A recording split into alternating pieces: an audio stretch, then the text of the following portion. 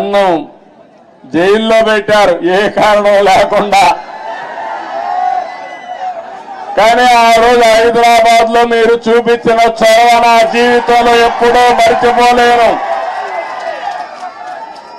ఇప్పుడు సెంటర్ లో గాని అదే మాదిరిగా గచ్చిబౌలిలో మీటింగ్ పెడితే రెచ్చిపోయిన ఉత్సాహంతో నాయకులు లేకపోయినా మేమే నాయకులని చెప్పి లక్షల మంది వచ్చారంటే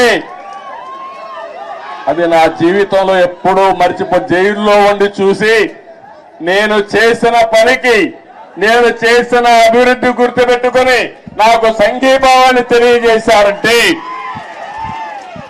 ఆ రోజే నేను అనుకున్నా నా జన్మ చరితార్థకమని. ఇక్కడే కాదు ప్రపంచం మొత్తం అన్ని 70-80 దేశాలు, ఆ దేశాల పేర్లు కూడా నాకు తెలియవు కానీ తెలుగు వారు అక్కడికి వెళ్ళి 53 రోజులు రోడ్డెక్కి నిరసనలు తెలియజేశారు. ఇది మరిచిపోలేని అనుభవం అని చెప్పి నేను మీకు తెలియజేస్తున్నా.